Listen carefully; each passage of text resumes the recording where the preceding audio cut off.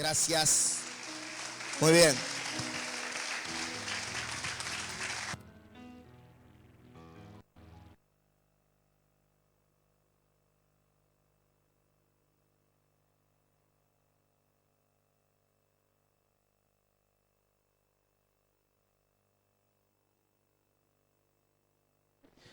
Muy buenos días a todos. ¿Cómo están los argentinos? Argentinos de corazón. ¿Hay alguien aquí que no sea argentino? ¿De qué parte? Sí nos conocemos. ¿Verdad? Gusto verte. ¿Hay alguien más que no sea argentino para no discriminar? Aquí tenemos un paisano chileno, también de Chile. Wow. El país que está más cerca del cielo, Chile, está al lado de Argentina. Pastor Sergio, gracias por invitarme. Me honra confiándome su púlpito y brindándome la oportunidad de compartir esta mañana algo del corazón de Dios. Dice el apóstol Pablo que nosotros tenemos la mente de Cristo. Gracias por su alegría. Lo bueno de ministrar en equipos, me antecedió un oficio profético. En el caso nuestro, fluimos en la gracia apostólica de maestro para edificar, construir esta mente de Cristo. Y el apóstol Pablo, cuando está escribiendo a los Corintios, dice que Dios no nos dio el espíritu del mundo. Levante su mano. Diga: yo no recibí el espíritu del mundo. Amén. El espíritu del mundo hace que tú andes en temor siempre. Todo el mundo anda asustado, ¿o no? Subió el dólar. Todo el tema del dólar ahí. ¿Y qué viene ahora? Los tarifazos. Denle un codacito al del lado, dígale: Dios no te dio ese espíritu para andar en temor, asustado. ¿Qué será de mí mañana? ¿De qué viviremos? ¿Qué comeremos? Todos esos rollos.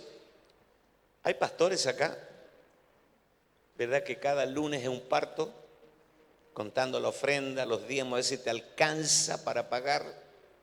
¿Cuántos saben de lo que estoy hablando? Levante su mano, diga: yo no tengo el espíritu del mundo. Gracias por su alegría. Yo no tengo el espíritu del mundo, sino el espíritu de Dios. A ver si lo reafirmamos, diga: yo tengo el espíritu de Dios. ¿Y para qué Dios nos dio su mismísimo espíritu? ¿Para qué cree usted? Dice: para que sepamos lo que Dios nos ha concedido. ¿Para qué nos dio el espíritu de Él? Para que sepamos lo que Él nos ha concedido, no lo que nos concederá futuro, sino lo que ya nos fue concedido. Amén. Para que sepamos, diga conmigo: para que sepamos. Vio que la gente viene a la iglesia a sentir, no a saber. ¿Cómo estuvo el culto? Extraordinario, me caí 7 veces bajo el poder. A mí no me preocupa que te caigas bajo el poder, sino que cuando te pares, camines en el poder. Amén. Dele un codazo a su vecino, dígale: me parece que están hablando de ti.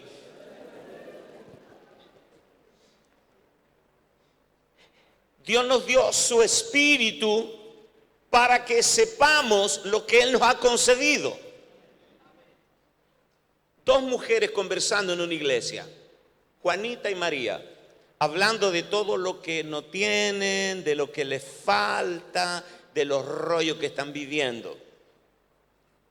Y a este lado, dos mujeres que saben lo que Dios les ha concedido, conversando de las bendiciones, de que fuimos enriquecidos con toda bendición espiritual en los lugares celestiales en Cristo, que estamos completos en Él, que no tenemos un carro nuevo, pero lo tenemos todo, como no teniendo nada y teniendo todo. Levante su mano, diga: aquí estamos los que han recibido el Espíritu de Dios. Ahora grítelo, diga: para que sepamos lo que Dios nos ha concedido. Dale un aplauso grande al Señor. Celebre esto. Celébrelo. Amén. Se saludaron todos. Vamos a hacer una pequeña dinámica. Póngase en pie. Busque a alguien con cara de querer suicidarse. Dígale: no lo hagas. Hay una alta posibilidad esta mañana de que tu vida cambie para siempre. Busque a alguien, por favor.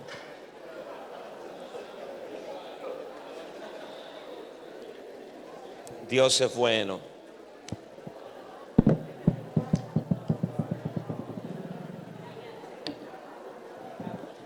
No hay maldad en Dios.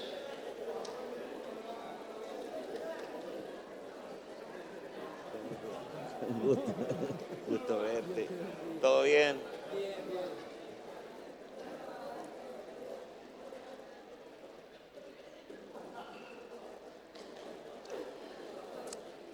Le damos un aplauso de gloria al Señor, así de puro gozo.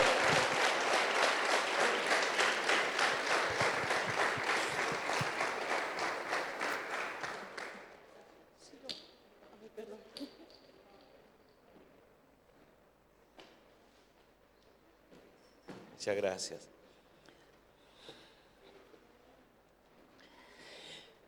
Tomen sus lugares. Este es un gran día. Esta es una buena hora para aprender.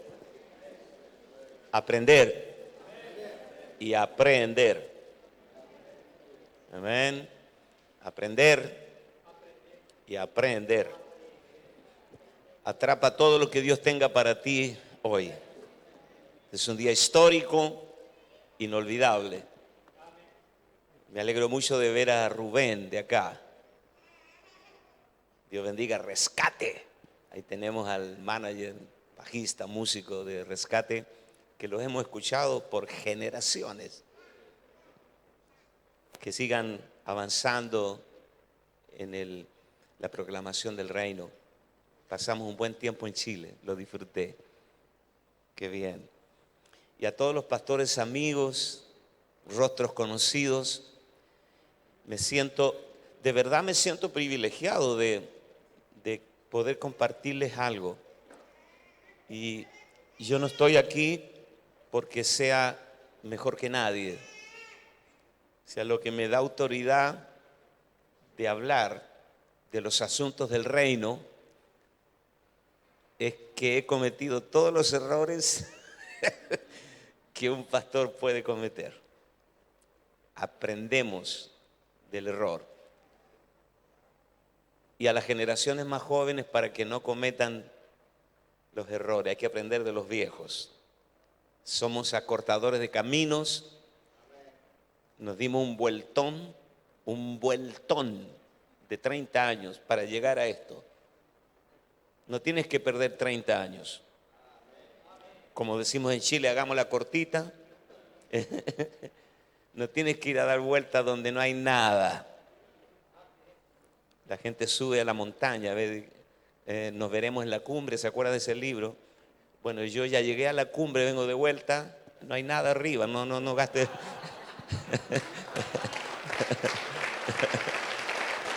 No hay nada arriba.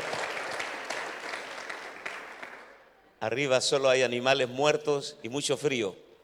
Abraza a su vecino, dígale: Lucas Márquez te va a ayudar a cortar camino para que no pierdas tiempo en factores distractivos. Cuando yo leía el Nuevo Testamento y leía a Pablo, yo pensaba que era un viejito que vivió una vida irrealizable, imposible de vivirla hoy. Entonces yo era más moderno, tenía mejores ideas y me di cuenta que perdí mucho tiempo para llegar al punto cero, al original, para que Cristo sea el todo y en todos. Y yo quiero profetizarle a usted desde la palabra que usted se va a volver una persona monotemática en su mensaje y en su conversación. Solo Cristo. Predicamos a Cristo, a este crucificado, que el Padre quiso resumir, reunir todas las cosas en Cristo. Todas las palabras del antiguo pacto resumidas en la palabra que es Cristo. Levante su mano, diga: en el antiguo pacto tenía las palabras, en el nuevo pacto tenemos la palabra, el verbo hecho carne. Amén. La palabra viviente. Ponga su mano, diga: que la palabra de Cristo more en abundancia en vosotros. Wow, aleluya. Entonces todo se trata de Él. Estoy leyendo el Antiguo Testamento, que no es lo mismo que el Antiguo Pacto. El Nuevo Pacto, diga conmigo, Nuevo Pacto, se encuentra contenido en el Antiguo Testamento. Nunca confunda Antiguo Testamento con Antiguo Pacto. El Nuevo Pacto o el Pacto Eterno, según Hebreos, se encuentra contenido en el Antiguo Testamento. Nunca debemos olvidar que el Antiguo Testamento era la Biblia de Jesús. Ellas hablan de mí. Claro, cuando Jesús le dijo a los religiosos de sus días que le sacó ronchas, de mí habló Moisés. A ver, ¿cómo? Ven acá, Cristo, ven acá, explícame esto. De mí habló Moisés. Se estaba refiriendo a mí. Eso los dejó locos. Los salmos hablan de mí. Las escrituras dan testimonio de mí. Diga conmigo, los testimonios de Cristo. Que no es lo mismo que las profecías de Cristo. Una profecía de Cristo en el Antiguo Testamento: la Virgen parirá y dará a luz un hijo. Profecía. Testimonio de Cristo: el tabernáculo, el cordero de la Pascua, el sábado. Levante su mano, diga conmigo: los testimonios de Cristo se encuentran en el Antiguo Testamento. Abraza a su vecino, abrácelo, dígale: se te va a abrir el Antiguo Testamento. Cristo en Génesis, Cristo en Éxodo, Cristo en Levítico, Cristo en Número, Cristo en Deuteronomio. Amén. No hay nada más. La Biblia es un libro coherente. Comienza y termina como comienza. Usted lee Apocalipsis, lea Génesis, hay una coherencia. ¿Dónde está Cristo en el libro de Daniel? El cuarto hombre en el horno. Levante su mano, diga: se trata solamente de Él. Que la gente, cuando se acerca a usted, igual como cuando se acerca a McDonald's, que va a buscar una hamburguesa, cuando se acerca a usted, el producto, emblema de usted es que usted predica a Cristo. Le sale Cristo por los poros. Amén. El agua que yo te daré será en ti una fuente que salta para vida eterna. Levante su mano, diga: vamos a comer Cristo, a beber Cristo, a transpirar Cristo. Somos la autoexpresión de Él. Amén. Cristo y la iglesia. Dale un aplauso a Él. Somos la autoexpresión de Él. Amén.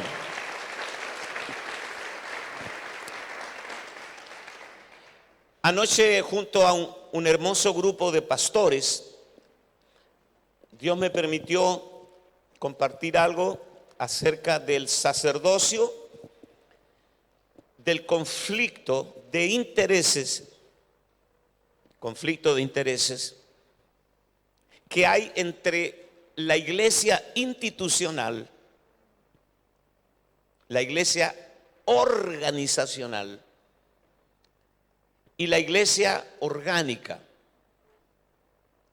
el cuerpo de Cristo, la autoexpresión de Él, el cuerpo del Cristo resucitado, este cuerpo multiorgánico, compuesto por todos sus miembros. Porque en el Nuevo Testamento, la iglesia es el nombre que se le da al cuerpo del Cristo resucitado. Somos la autoexpresión de Él. Él vino para morar en su cuerpo. Este cuerpo místico, el cuerpo que está reunido acá, comparte una vida en común y es la expresión de la vida de Cristo. El apóstol Pablo dijo en el libro de Efesios que Él lo dio por cabeza sobre todas las cosas a su iglesia, la cual es su cuerpo. Entonces, la mentalidad orgánica, lo que Dios va a levantar hoy no son pastores ni líderes institucionales, sino orgánicos, pastores orgánicos, iglesias orgánicas, donde no hay un clero que se enseñorea de la grey, ni un laicado. Porque ¿cuál fue el problema de Israel? Cuando Dios lo sacó de Egipto fue el becerro de oro. A los pies del monte Sinaí, 11 tribus edificaron un becerro liderados por Aarón, hermano de Moisés, y solo una tribu se puso del lado de Moisés, y fue la tribu de Leví. Pero Dios los había sacado de Egipto porque Dios les dijo: yo los traje aquí sobre la sala de las águilas para que me sean un pueblo de reyes y sacerdotes. O sea, la intención original de Dios era que todo Israel, todo el pueblo, fuera una nación de reyes y sacerdotes. Pero el sacerdocio quedó restringido solo a la tribu de Leví. Usted divide 100 por 12 y le queda 8%, menos del 8%. La tragedia fue que el 92% del pueblo quedó fuera del sacerdocio. Si usted mira la iglesia de hoy, hay una semejanza trágica entre lo que pasó a los pies del Sinaí y lo de hoy. ¿Qué porcentaje de las iglesias locales están desarrollando de manera activa, comprometida el ministerio? Muy pocos. Y los pastores, ¿cuál es la queja? La gente no se compromete. Vienen el domingo, pero desaparecen en la semana. Queremos hacer la obra del evangelismo, necesitamos gente. Y fue la misma causa de que Jesús oró y le dijo a los discípulos: rogad al Señor de la mies que envíe, porque la mies es y los obreros. Entonces, ¿cómo se recobra el 92% que no hace nada, que pone su santo trasero en las sillas cada semana? Son consumidores de un producto religioso, que vienen para pasar su fin de semana religioso. Lo pasan bien, pero están atrofiados. ¿Cómo los desarrollamos? No sabemos hacer la tarea. Entonces agarramos los libros de motivación, de coaching, para allá, para acá, todos los libros de Maxwell, y empezamos a enseñar principios motivacionales. Y la gente, todo eso provoca una reacción mediática, pero que no te asegura nada a largo plazo. Y volvemos a lo mismo. Gente sentada, bostezando, esperando que el pastor termine rápido el sermón. Aló. Y los cultos nuestros son un reflejo.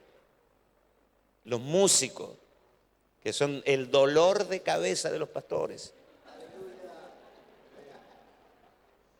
Hablo en serio. Son un dolor de parto. Pero el pastor de abajo le hace, 3 rápidas y 2 lentas. ¿Ve? ¿Sí o no? 3 rápidas y 2 lentas. Todo está codificado. Y el culto es predecible. ¿No se cansó de eso usted? ¿Cuántos sienten en lo profundo del espíritu que hay algo más en algún lugar? Que Dios va a traer un tiempo. A ver, ¿cuántos entienden que Dios va a traer un tiempo donde algo se va a abrir, algo va a pasar, algo va a explotar en algún momento y vamos a recuperar nuestra naturaleza gloriosa, nuestra naturaleza divina? Alguien puede levantar su mano y decir: estamos harto del show business, de este sistema que es como un chicle demasiado masticado que ya no tiene sabor. Yo quiero algo más. Yo definitivamente anhelo algo más. Aplauda al Señor. Diga: Señor, revélanos si hay algo más que tú quieres. Cuando tú miras la vida de la iglesia primitiva, los dos primeros siglos, no había, mira, hay cosas que hacemos nosotros que para la iglesia primitiva serían inimaginables. Inimaginables. Cuando Pablo llega a Mileto, tarea para la casa, Hechos 20, léalo.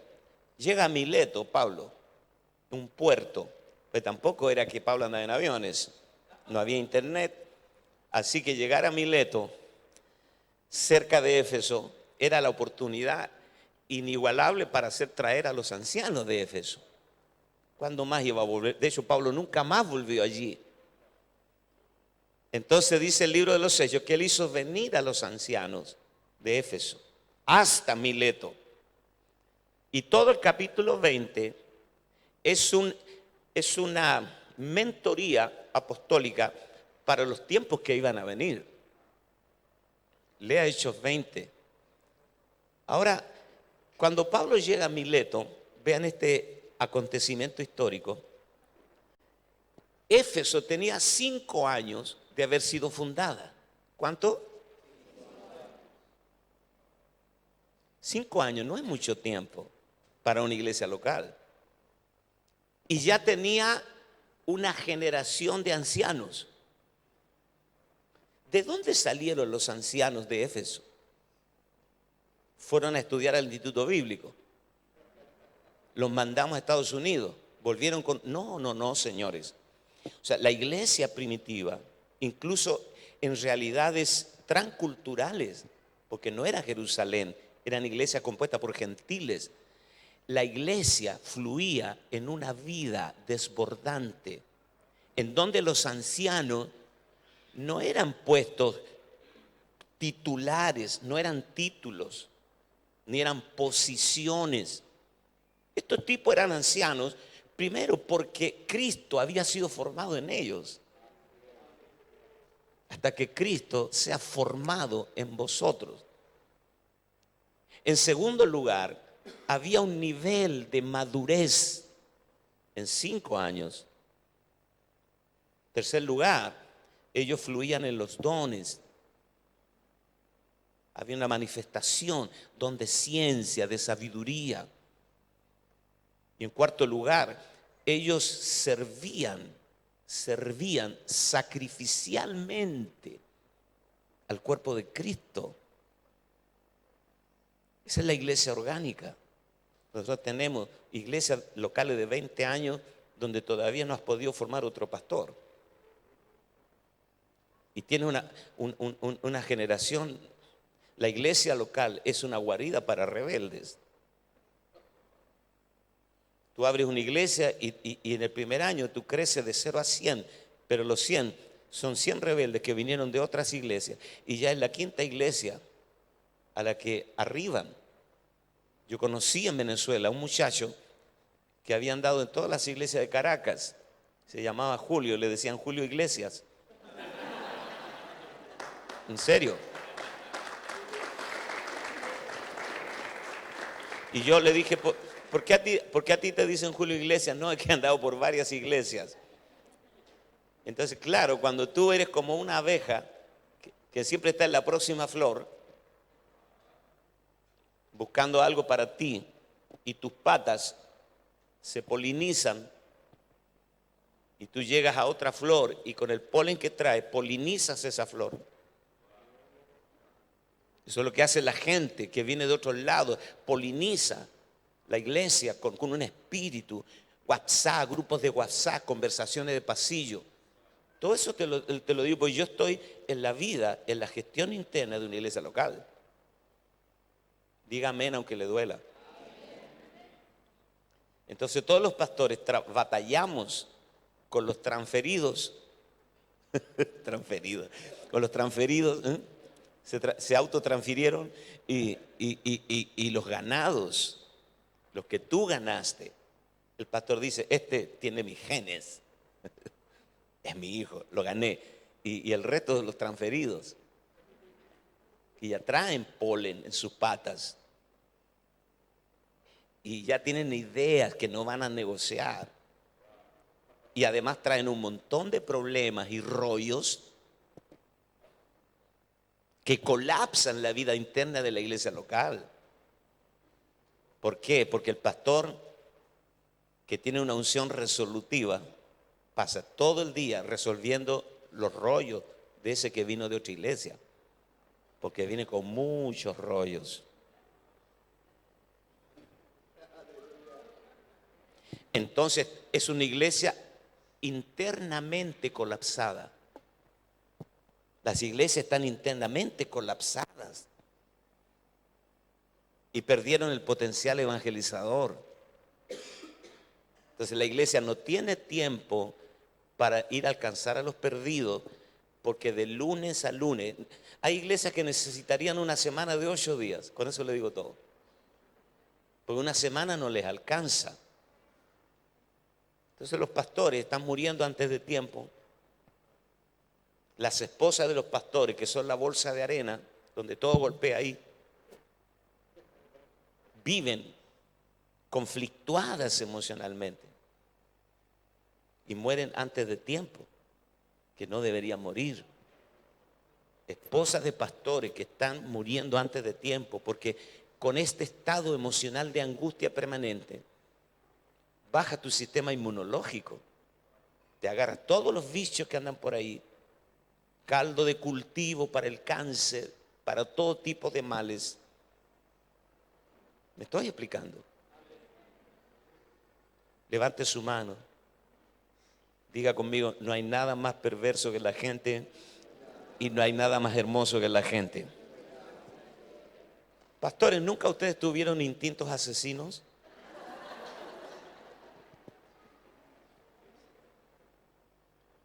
Señor, ¿te los llevas o te los mando? A ver.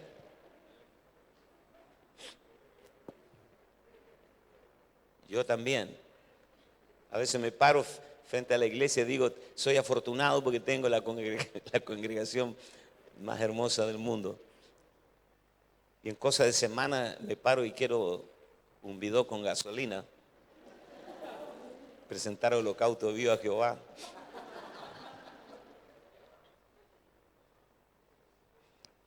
Es duro, es duro. Primero, yo tengo una serie, anoten esto, anoten porque no sé si nos volveremos a ver tan pronto.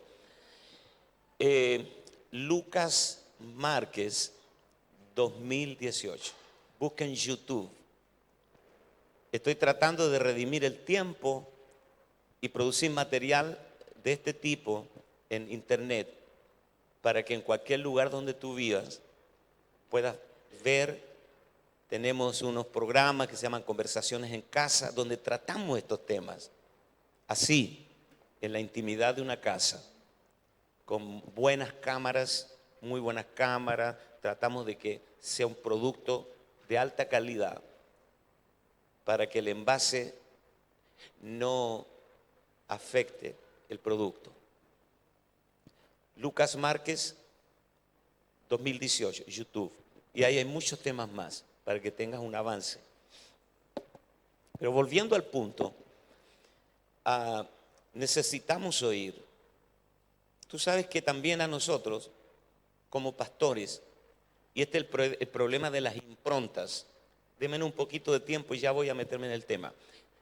El tema de las improntas, porque lo primero que se instaló en tu mente como una verdad, lo primero, es lo más difícil de sacar. Ese se llama la impronta.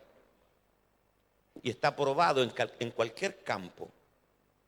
Lo primero, Nicolás Copérnico, un polaco, un astrónomo, que salió a decirle al mundo: señores, la Tierra no es plana, es redonda. Lo metieron en cana. Fíjate qué interesante, porque hubo 1600 años en que el hombre caminó en el paradigma de que la Tierra era plana. Y Copérnico dijo: señores, no, la Tierra es redonda. Lo metieron preso. ¿Por qué? Porque el impacto inicial de una verdad, el impacto inicial de una verdad, cuando irrumpe, es tan profundo como la profundidad que tenía la mentira que dominó. Señores, la tierra no es redonda y la iglesia no es una institución ni una organización. La iglesia es el cuerpo de Cristo, es orgánica y no necesita nada de tu alma ni nada de lo natural. Tú necesitas recibir. Tú no vienes a la iglesia a darle algo al Señor. Tú vienes aquí para recibir una impartición de Él. Te voy a definir la iglesia. La iglesia es el cuerpo de Cristo. Cuando tú naciste de nuevo, del agua y del Espíritu, tú ya eres parte de la iglesia. Pero no todo lo que hay en ti es iglesia. Levante su mano, diga: yo ya soy parte de la iglesia, pero no todo lo que hay en mí es iglesia. O sea, iglesia es solamente lo que de Cristo se ha formado en ti. A ver, voy a repetir esto. ¿Están acá? Abrace a su vecino, dígale: hay muchas cosas en tu vida que no tienen nada que ver con la iglesia. Aunque tú ya eres parte de la iglesia, hay cosas en ti que no son iglesia.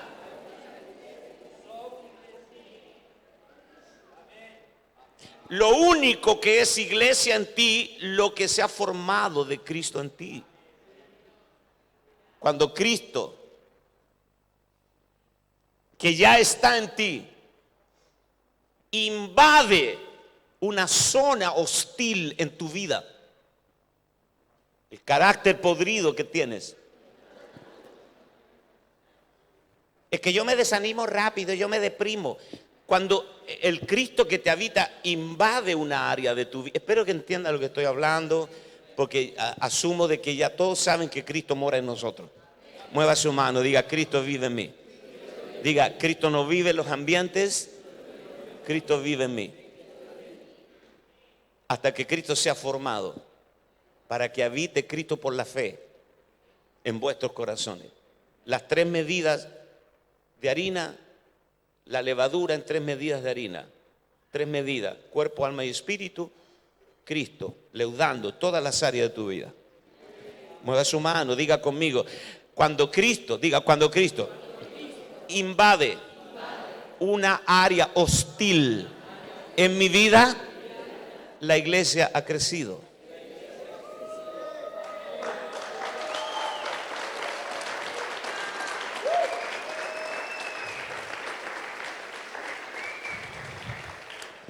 La iglesia es el agrandamiento de Cristo en un grupo humano. Alabado sea el Señor. Entonces hay gente, si usted piensa, porque yo batallo acá también con la tradición. El apóstol Pablo, cuando fue a Jerusalén, dijo: los de la reputación, nada nuevo me comunicaron. Usted se pregunta, usted daría todo lo que usted tiene, yo lo haría, para meterme en el túnel del tiempo y regresar a la playa donde Jesús enseñó desde la barca. Me encantaría, aunque yo sé que ese Cristo, el que habita en mí es mejor, en una mejor etapa. Pero yo daría todo eso solamente por tener esa experiencia. Dígame que usted no lo haría, a ver. Ok. Pero cuando porque la gente que venía a escuchar a Jesús, especialmente los religiosos, decían: ¿por qué tenemos que escuchar a este carpintero? Y venían, pero no oían. Escuche esto, porque cuando tú crees, escuche bien, cuando tú crees que lo que tienes es mejor que lo que estás escuchando, ya no estás escuchando. Ya estás cuestionando. Yo no sé, le voy a hacer una pregunta, esto es ciencia básica. ¿Usted cree que estos días Dios tiene algo mejor que lo que usted tiene para transferirlo a usted? Si lo cree, levante su mano, por lo menos levante su mano como señal de decir: sí, Señor. No sea tan apático, ¿sí? A este chileno, ¿qué nos va a decir este chileno? No se preocupe de mí. Yo soy la voz de turno, nada más. Cualquiera lo podría hacer mejor, ¿verdad? Entonces, ¿cuál es el problema? Escuchar lo que Dios trae. Porque para hablar la palabra, tú necesitas unción, pero también necesitas oír con unción. Si no, este va a ser un congreso más, gastar plata, tiempo. Pero si estas jornadas van a provocar cambios estructurales profundos, y usted sale de aquí diciendo: yo tengo que corregir ciertas cosas y convertirme en un enemigo feroz de todo lo que no está de acuerdo al diseño divino. Levante su mano, diga: yo tengo que salir de aquí como un enemigo feroz de todo lo que no responde al diseño divino. Dale un aplauso al Señor. Apláudale. Amén, amén. Tiene que ser revelado y alumbrado. Ese era el problema. Pablo siempre oraba para que los ojos del entendimiento de ellos fueran alumbrados. Toda la revelación del nuevo pacto ya fue dada.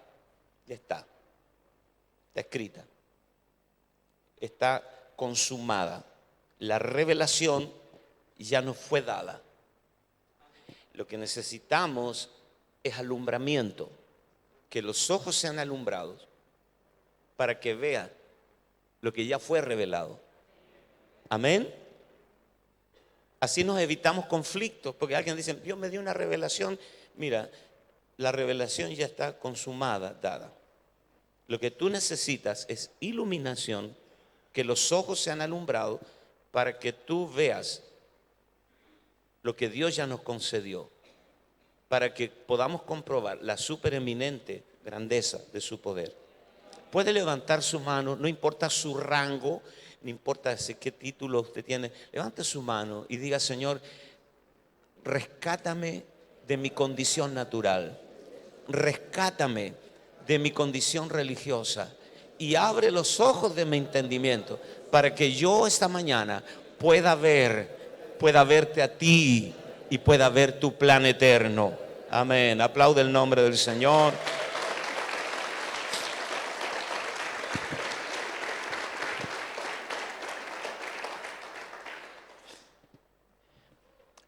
Quiero que leamos un pasaje en el libro de Hebreos, capítulo 5, verso 1.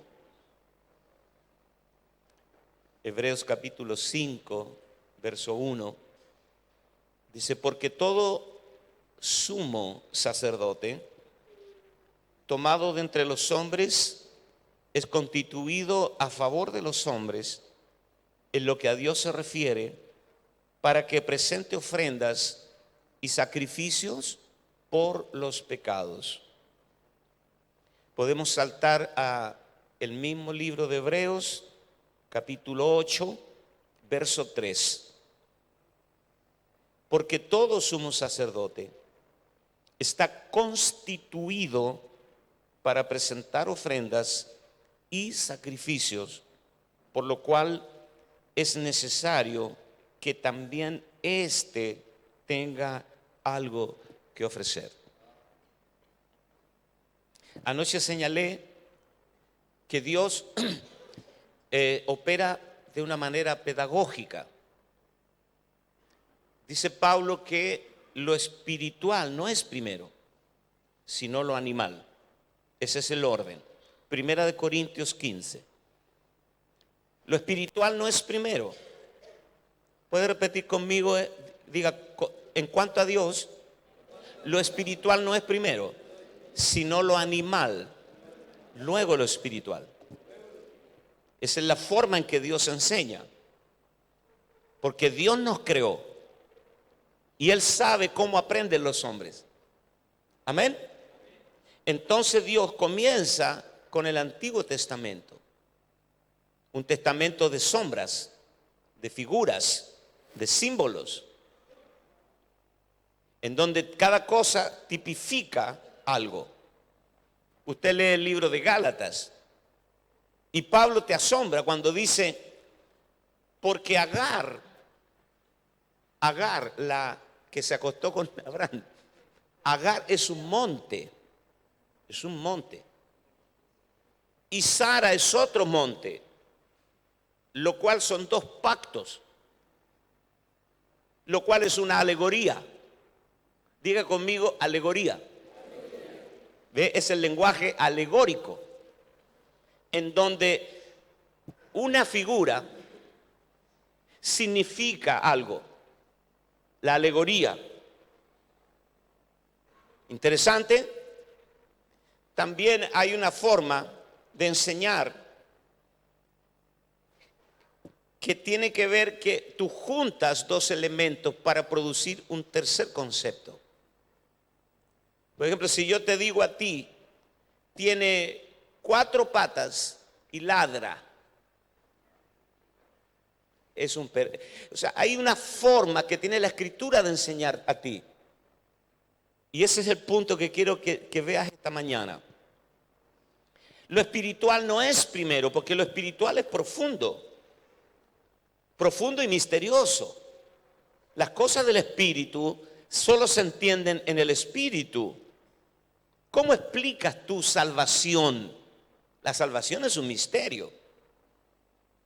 Dice el libro de Hebreos que hay mucha gente que tiene en poco una salvación tan grande. La salvación es un misterio.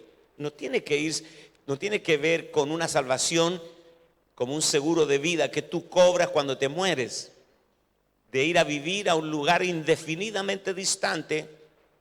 No tiene que ver con futuro ni con lugar. Salvación tiene que ver con ser sacado de todo lo que no es Cristo y ser puesto en Cristo Jesús.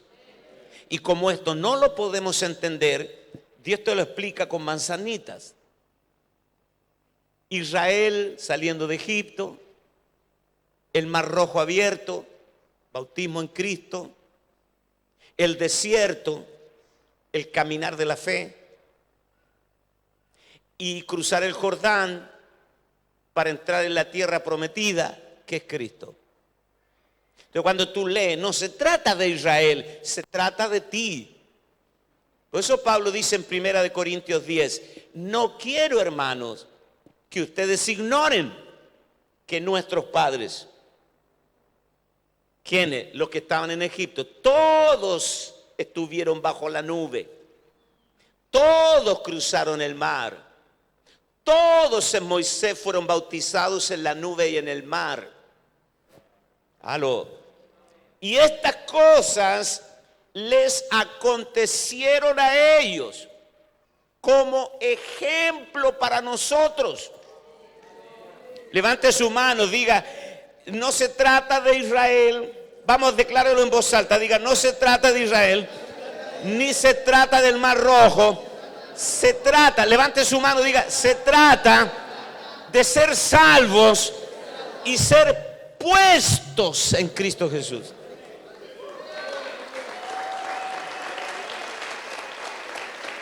Amén.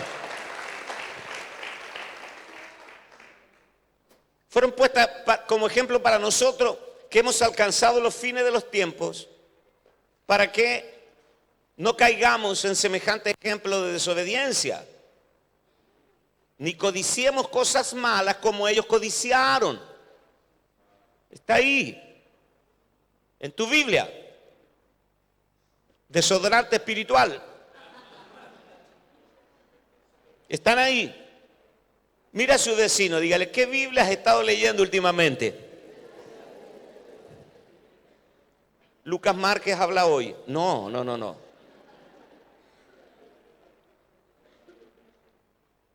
Para que tú no codicies cosas malas como ellos codiciaron. ¿Qué cosas malas codiciaron ellos? Las codornices. Queremos carne, este pan es liviano. ¿No le pasa eso a usted? Cristo no es suficiente. Yo vivo el evangelio de Cristo y algo más. Si Cristo no es suficiente, todo es suficiente, no hay nada suficiente. ¿Aló? No me miren con esa cara de argentino extrañado, me pongo nervioso. Entonces ve acá. Ellos codiciaron las codornices, queremos carne. Y Dios dice a Moisés, dale carne. Yo no tenía planes de dárselo. Le va a hacer daño, dale la carne. Muy bien. Y Dios trajo una migración de aves del Mediterráneo, dice la historia. Y las tiró sobre el desierto. Ahí tienen carne. Comieron hasta que les salió carne por las narices y se enfermaron. Y murió mucha gente, porque eran aves contaminadas. Es fuerte. Eso que le estás pidiendo a Dios, tal vez Dios te lo conceda. Dale gracias porque no te ha respondido. Pero tal vez Dios lo tome en serio. Abrace a alguien, abrácelo, dígale, cuando seas lleno del conocimiento pleno del Hijo de Dios, no vas a andar pidiendo estupideces. Ay, Señor. Hay victorias que corrompen. Hay derrotas que bendicen. Levante su mano, diga, Señor, protégeme de pedir cosas malas. Amén, porque no sabemos qué pedir. ¿Qué hemos de pedir como conviene? No lo sabemos, pero el Espíritu intercede por nosotros con gemidos indecibles. Levanta tu mano. Van a ser revolucionadas tus oraciones. Amén. Abrace a alguien, abrácelo, dígale, sé humilde, reconoce que no sabes orar, pero el Espíritu intercede, el Espíritu que está dentro de ti intercede por ti con gemidos indecibles. Aleluya. Entonces lo espiritual no es primero, sino lo animal, luego lo espiritual. Entonces hubo un sacerdocio natural, hubo un Adán natural, pero el verdadero Adán es Cristo. Estoy hablando interpretación bíblica básica. Hubo una Eva histórica, natural, que era sombra, figura y tipo de la Eva verdadera, que es la iglesia. ¿Me explico? Hubo un templo de piedras y un tabernáculo hecho de pieles de tejones en el desierto por 40 años, pero la verdadera casa de Dios somos nosotros. Amén. Somos piedras vivas, edificados como casa espiritual y sacerdocio santo. Abraza a su vecino, dígale, tú y yo conformamos la morada de Dios. Él ya no habita en templo hecho de manos, sino en el humilde de espíritu. Entonces, todo aquello es sombra. El sábado ceremonial que comenzaba el viernes a las 6 de la tarde y terminaba el sábado a las 6 de la tarde, era un tipo de Cristo. Venid a mí todos los trabajados y cansados, y yo los haré descansar. Y Pablo dice en Hebreos, si Josué les hubiera dado el reposo, no hablaría de otro reposo. Por tanto, queda un reposo para el pueblo de Dios. Procurad entrar en vuestro reposo. Amén, para que no seáis tenidos como rebeldes e incrédulos. ¿Sabe cuál es el problema de los pastores y las pastoras? Es que no aprendimos a entrar en el reposo. Procura entrar en el reposo, en el descanso, porque el que ha entrado en su reposo ha reposado de sus obras, como Dios de las suyas. Amén. Abraza a su vecino, dígale, esta mañana te puedes tomar vacaciones eternas. Usted se da cuenta que cuando las familias preparan sus vacaciones, vuelven más cansados que lo que se fueron. Ese hombre guapo ahí de barba es mi hermano, Danielito. Te amo, Daniel. Me alegro verte. Entonces la gente se va de vacaciones y vuelven más cansados. ¿Tú te imaginas lo que irte de vacaciones en verano con el tránsito, los hoteles colapsados, las gasolineras colapsadas? Me pasó a mí este verano.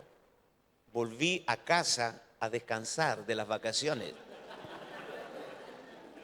¿A cuánto les pasa? A ver. Me están hablando de mí, apóstol, ¿y con quién dejo a la mascota? ¿Con quién dejo la mascota? ¿Con quién dejo al perro, a mi sifú, al gato? Todo ese rollo. Levante su mano, diga, necesito con urgencia entender lo que es entrar en el reposo. El que ha entrado en el reposo ha descansado de sus obras como Dios de las suyas. El reposo revelado a tu vida podría salvar tu vida. Pero hubo un reposo natural para explicarte este reposo a ti. Porque el reposo significa cesar de trabajar. Yo me divierto pastoreando. En todas las iglesias están los mismos estereotipos con distintas caras. Está el chismoso con otra cara. La viejita de lengua larga, pero con otra cara. El despistado feliz, que le dice amén a todo, aleluya, pero no entendió nada. ¿Sí o no? A ver. ¿Cuántos se quieren ir al infierno? Amén. Él dice amén a todo. Una cosa tremenda. Está yo le llamo el planificador impráctico que vive con un maletín lleno de proyectos, nunca hizo nada. Pastor tiene 10 minutos, lo presenta un proyecto, pero ya está el 10º proyecto. No le funciona nada. Entonces, están los mismos personajes. Parece que por acá a alguien le pasa. Están los mismos personajes con distintas caras. Abraza a su vecino, dígale, vas a comenzar a divertirte sirviendo a Dios. Es un placer. Levante su mano, diga, para mí pastorear será un placer. Amén. Porque se me va a revelar el reposo. Aplauda el nombre del Señor.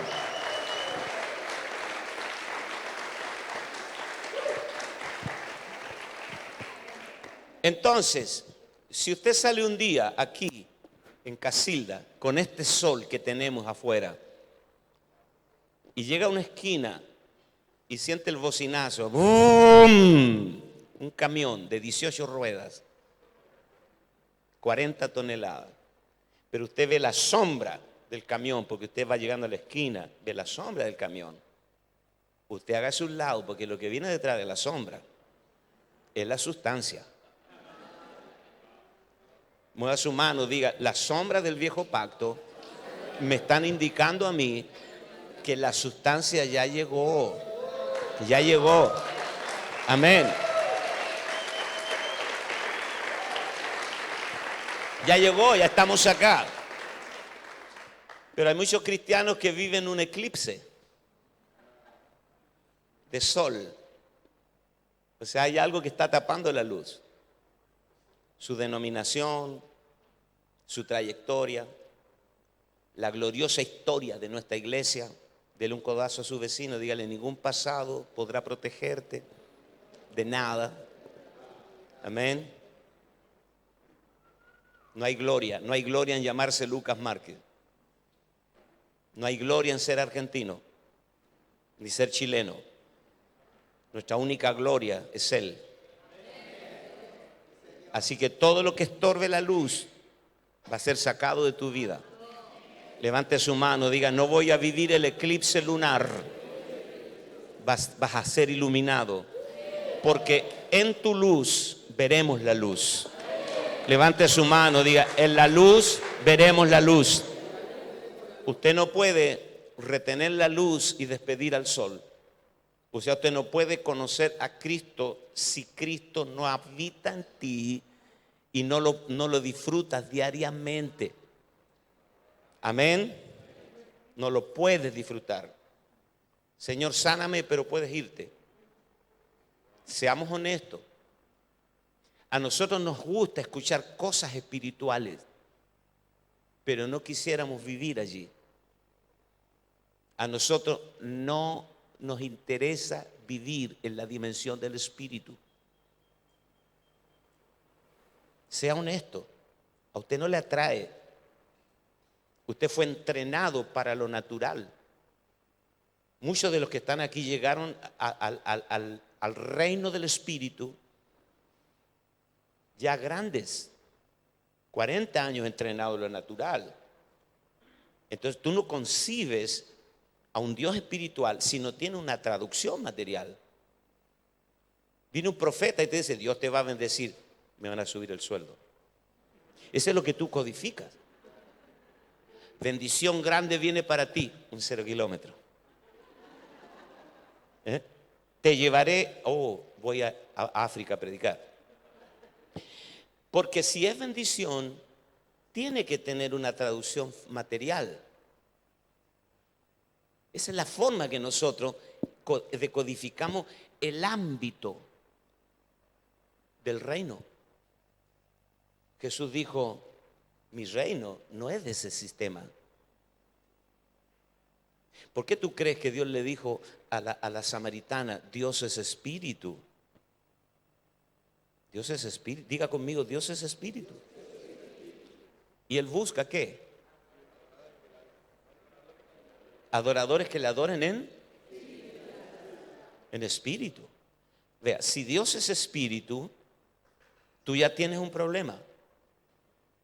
Porque tú no puedes accesar a Él siendo alma. Por eso tú y Dios no se entienden. ¿Quién está mal? ¿Dios o tú? La respuesta es obvia. Si Dios es espíritu, la única forma en que tú puedas entenderte con Dios es que Dios venga y te espiritualice y te homologue a su naturaleza. Porque mientras tú seas alma o mente natural, tú no puedes entenderte con Dios. Porque Dios es. Entonces Él busca homologarte a su propia naturaleza, que es espíritu. Es de espíritu a espíritu. Y lo del espíritu es profundo, misterioso e indescifrable. Las palabras que yo les hablo son espíritu y son vida. Si tú oyes con tu mente natural, no hay conexión. No puedes entenderlo. Ve el diálogo de Jesús con Nicodemo. Tienes que nacer de nuevo, espíritu. La mente natural. ¿Cómo un hombre viejo como yo puede volver al vientre de eso? O sea, la mente, siendo la mente más brillante de Israel, era un estúpido en las cosas del espíritu, hablando con Jesús. No hay entendimiento. La samaritana es otro caso. Jesús le está hablando del espíritu. Dios es espíritu. Él busca adoradores que le adoren en espíritu y en verdad.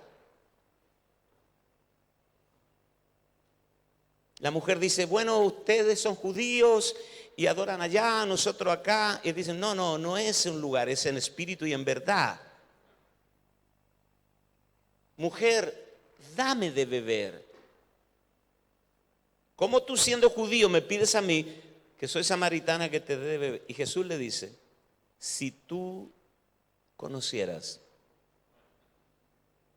porque no lo conocía, si tú conocieras al que te dice, dame de beber, si tú conocieras el don de Dios, yo, el regalo, el don inefable, si tú conocieras el don de Dios, ¿y quién es el que te dice, dame de beber? Tú le pedirías a él y él te daría ¿qué? El agua viva. ¿Nota el lenguaje espiritual? La mujer en la mente natural, en la mente religiosa, le dice, el pozo es hondo y no tienes con qué sacarla. Vea cómo es la cosa.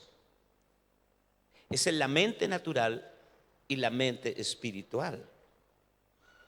Entonces la mente natural no percibe las cosas que son del espíritu. Son locura. Usted y yo tenemos un enorme problema. Mira a su vecino, dígale, tu problema no es el diablo, ni es Macri. Tu problema es que tú estás procesando lo espiritual con tu mente natural. Mientras te mantengas en ese paradigma, nada. Por eso estos días van a ser activadas las capacidades espirituales. Levante su mano por un momento y dígale sinceramente a Dios, Señor, yo necesito ser rescatado de mi condición natural. Necesito ser rescatado de mi inteligencia mental. Renuncio a mi capacidad natural de entender. Renuncio a mi capacidad natural de procesar, de metabolizar. Y yo solo quiero recibirlo en mi espíritu, procesarlo en mi espíritu. Amén. Una palabra que la reciba en el espíritu va a cambiar toda tu vida para siempre. Amén. Es en espíritu. Todo está allí en el nivel del espíritu. Ahora, en el antiguo pacto, pastor, ¿cómo estamos en la hora? Son 1:45. ¿Ah? Oh, perfecto. Tengo 15 minutos y les aseguro que lo voy a usar bien. En el Antiguo Testamento, que no es el antiguo pacto, ya lo dije, se nos habla de un sacerdocio que es el sacerdocio levítico. Se habla de sacrificios de animales y se habla de fiestas y de ofrendas. Y todo eso que es natural, porque lo espiritual no es primero, sino lo animal, luego lo espiritual, fue escrito para enseñarnos a nosotros la sustancia y la realidad pura, que es espíritu. Entonces aquí tenemos nosotros 3 unciones con las que Dios se valió para desarrollar la economía del Antiguo Testamento, sombra, figura y tipo de la economía del Nuevo Testamento. Estas tres asignaciones eran los reyes, los profetas y los sacerdotes. Diga conmigo, rey, profeta y sacerdote. Estas eran tres funciones. Dios se valió de estas tres asignaciones para llevar adelante su propósito en el viejo pacto. Entonces, el rey gobernaba, el sacerdote administraba la Torá y el profeta era el único predicador ungido que traía el rema de Dios. Un rey quería ir a la guerra, iba con una ofrenda al sacerdote, al profeta. El profeta siempre tenía un asistente y le decía, revisa la ofrenda, a ver si me baja la unción.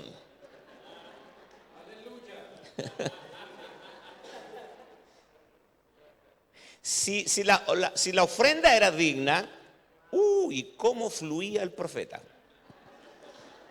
Si el asistente le decía, la profecía era cortita. Así era, de verdad. Porque el profeta era el único que traía el rema. Así se movió Dios en el viejo pacto. Ahora, el rey y el sacerdote eran el proyecto eterno de Dios.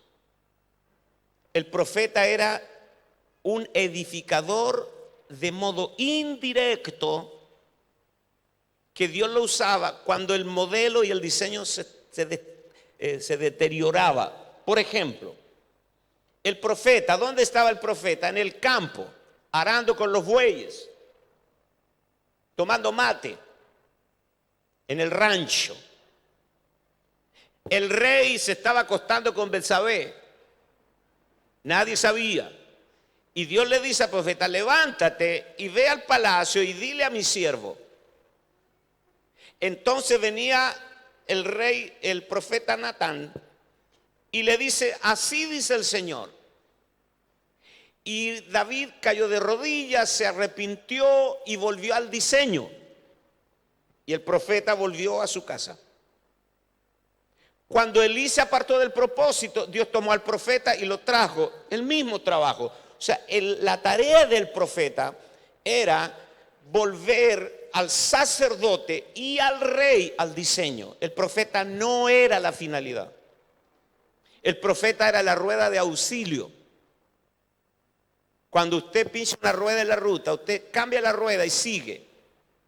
Era para reparar, era el que traía al orden, pero el producto final de la economía del antiguo pacto era el rey y el sacerdote. ¿Me estoy explicando?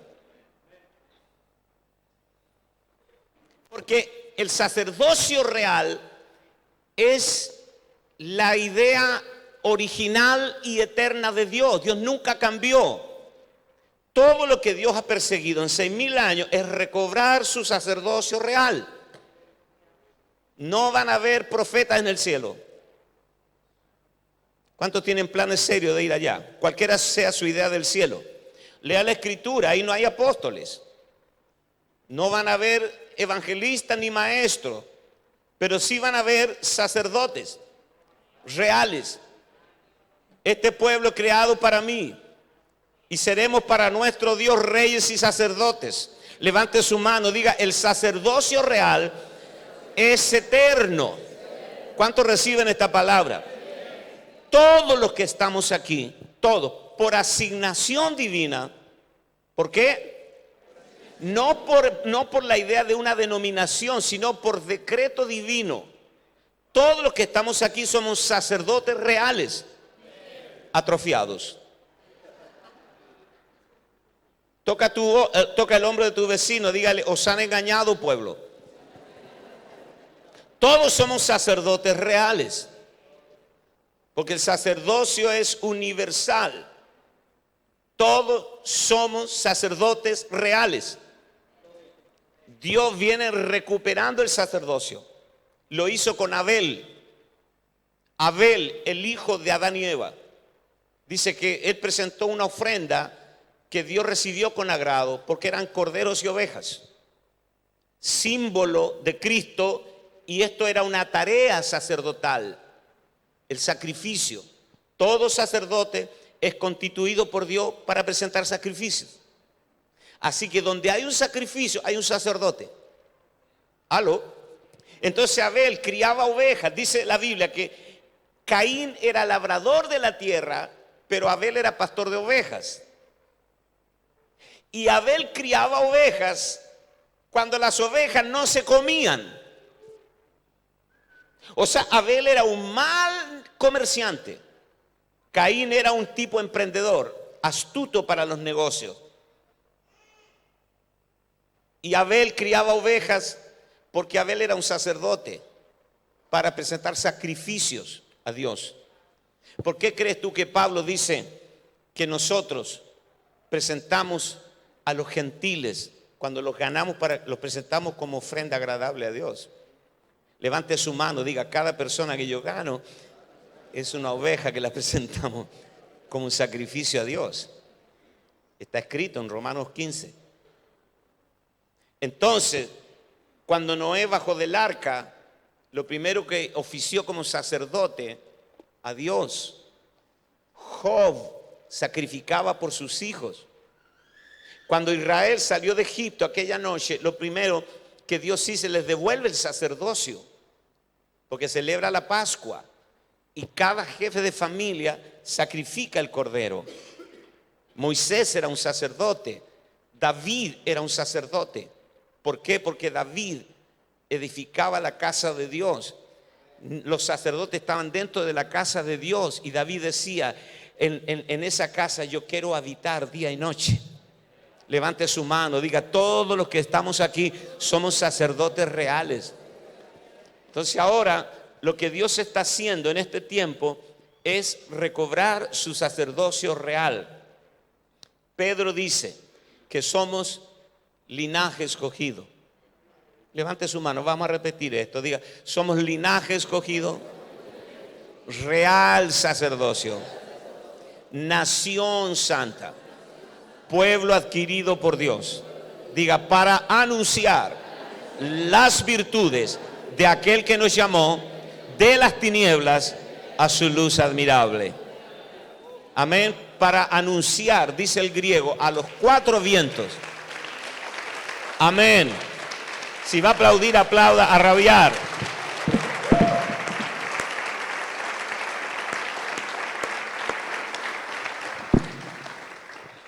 Entonces, ¿cuál es el punto? Que el ministerio quíntuple, apóstol, profeta, evangelista, pastor y maestro, no son la finalidad. Tristemente, por décadas los hemos convertido en los protagonistas. El libreto está correcto, pero los artistas son los equivocados. Como hay ausencia del propósito, un analfabetismo del propósito eterno, que es recobrar su sacerdocio real. Toda la gente que está atrofiada en las bancas sin hacer nada, no por culpa de ellos, sino por la complicidad que hay con el liderazgo. Que no sabemos, me incluyo, no sabemos cómo recobrar el sacerdocio real y cómo se entrena a los sacerdotes reales para que realicen la obra, y cuáles son las funciones del sacerdocio real y cuáles son las características de un sacerdote. Todo eso no lo sabemos hacer. Nosotros predicamos bonito, la gente aplaude nuestros sermones, son hinchas de nosotros, son admiradores. Por 20 años nos han estado aplaudiendo, pero nunca funcionaron. No funcionaron. En esta ciudad, coincidentemente, nació el entrenador de la selección argentina, que va a ganar el mundial.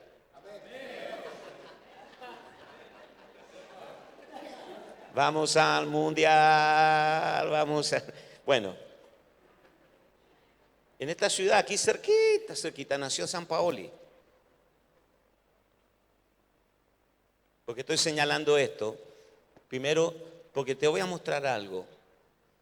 En el mundo del fútbol, cuando un equipo pierde y vuelve a perder, y vuelve a perder, y sigue perdiendo, el primero en ser despedido, ¿quién es? Dígalo usted. El técnico, o entrenador, o DT, para que no haya confusiones. Porque en el mundo no existe, señores, un equipo que pierde con un entrenador que gana. No existe. Pero en la iglesia sí. O sea, si tuviéramos que despedir a alguien porque no está entrenando a los santos para la obra del ministerio, el primero en ser despedido tendría que ser el de más arriba. Yo, para que no se sientan mal. Cuando ustedes escuchen Lucas Márquez fue despedido, créanlo, porque los santos no funcionaron. Si tú no te das cuenta de eso y no tienes una capacidad de autodiagnóstico, primero usted lea la escritura. La gente primitiva de la iglesia nunca se reunían a escuchar un sermón. El solo pastor, el paradigma del solo pastor que predica bonito no existía en la iglesia primitiva. Ay, el sermón del monte. No. El tipo este le puso como subtítulo el sermón del monte, pero no está en el original. Viendo la multitud, se subía al monte y abriendo su boca les enseñaba. Vamos a volver a los cultos participativos. La iglesia va a volver a reunirse alrededor de una mesa, face to face. Se va a levantar en Argentina una generación multitudinaria de sacerdotes reales que van a ir por todos lados para hacer reuniones caseras simultáneamente en las ciudades. Van a haber miles y miles de reuniones caseras de hombres y mujeres crucificados con Cristo, fluyendo en la nueva vida del Espíritu.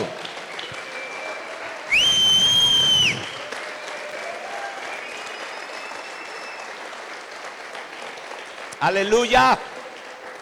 Póngase en pie, por favor. Es tiempo de terminar. A la tarde voy a continuar con esta enseñanza. No se lo pierda. Vamos a continuar fluyendo en estos asuntos. Compre las grabaciones, escúchelo una y otra vez. Después a la tarde le voy a dar páginas y libros para que lean, para que acortemos el proceso, especialmente la generación joven, hambrienta de ser entrenados para la obra del ministerio, para equipar a los santos. La palabra ahí es catartismón. Después lo busca. Entrenar, equipar, catartismón. Catartismón tiene 3 significados: reparar un hueso roto, reparar una red que se rompió y amoblar una casa para que sea habitada. Los 3 principios de entrenar a los santos: reparar un hueso roto, reparar la red que se rompió y amoblar una casa para que sea habitada. Si usted parado allí y yo acá, en su presencia, reconocemos que hay una tarea que no hemos hecho, porque los énfasis en nuestra iglesia están mal puestos, y que además no sabemos hacer la tarea. Hablo en plural. No sabemos hacer la tarea. ¿Cómo se entrena? ¿Cómo se recobra a los santos, a los sacerdotes para la obra del ministerio? ¿Cómo se hace? ¿Cómo se entrena la nueva creación? ¿Cómo se hace? Que el Señor nos tenga misericordia de nosotros, que nos puso en esta obra, en el ministerio. Él te puso. Yo me niego a creer que yo seré más de lo mismo. repetir el ciclo histórico, el ciclo del fracaso. Estamos aquí para cambiar la historia, para reencontrarnos con el modelo original. Padre, yo bendigo a toda persona aquí. Bendigo su vida, su familia. No hay duda que te amamos, no hay duda que somos gente íntegra. Los pastores somos gente íntegra, somos personas que te amamos, los apóstoles y los profetas te amamos. El problema es el odre, la estructura en la cual hemos funcionado por 1600 años. El odre viejo ha hecho que el vino se pierda generación tras generación, que se vuelva a perder el vino y el odre. Señor, enséñanos cómo se cambia el odre. La estructura que ha mantenido un clero dominante, posicionado, anulador, que atrofia. Y danos, Señor, la revelación de cómo se entrena a los santos para la obra del ministerio. Gracias, Padre, gracias, Señor, gracias. Te damos toda gloria y honra a ti en el nombre de Jesús. Amén y amén. Dale un aplauso al Señor.